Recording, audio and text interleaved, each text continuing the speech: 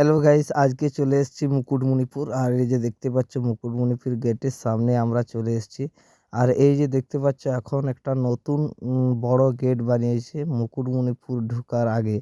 আর এই গেটটা এই বছর প্রথম দেখলাম, কারণ আগের বছর আমি দেখতে পাইনি, তখন হয়তো হয়নি। আর এখন আমরা মুকুটমণিপুর পৌঁছে গেছি প্রায়, দেখতেই পাচ্ছ। তারপর মোটরসাইকেলটা গ্যারেজে রেখে পর পুরো মুকুটমণিপুরটা আমরা দুজন ঘুরবো। তো আমাদের সাথে থাকুন, ভিডিওটা পুরো দেখতে থাকুন। চলো ভিডিওটা শুরু করা যাক। চলো চলো চলো।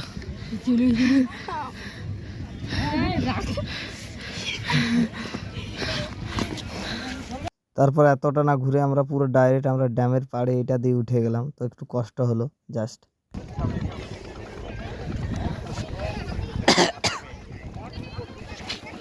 ওঠা। আর এখান দিয়ে দেখো কেমন ড্যামটাকে লাগছে, যেমন একটা বড় মহাসাগর, কিন্তু এটা মহাসাগর নয়। কিন্তু সত্যি এখানে ভিউটা এত সুন্দর লাগছে, তার জন্য এখানে ফটাফট 3 থেকে 4টা ছবি উঠে গেলাম বা ভিডিও কিছু শর্ট বানিয়ে নিল।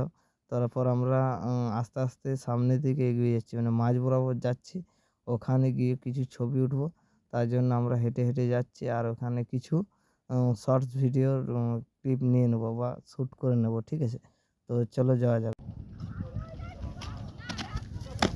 আর এই যে রিলসগুলো যদি দেখতে হলে আমার প্রোফাইলে গিয়ে রিলসে গিয়ে ক্লিক করুন, আর আমার ফটাফট এই রিলসগুলো দেখে ফেলুন।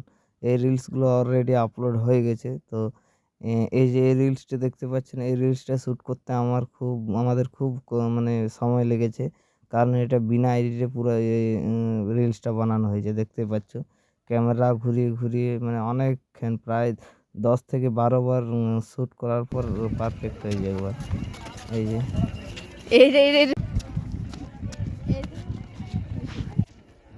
তারপরে অনেক নাচানাচি করার পরে আমাদের শরীর পুরো গরম হয়ে গেছে, তার জন্য ঠান্ডা করার জন্য আমরা আইসক্রিম কিনে নিচ্ছি, দেখতেই পাচ্ছ। তারপর দুটো আইসক্রিমকে খাইয়ে শেষ করে আমরা আজকে ভিডিওটা এখানেই শেষ করব।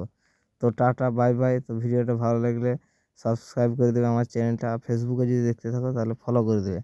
তো like, comment, share please. Thanks for watching.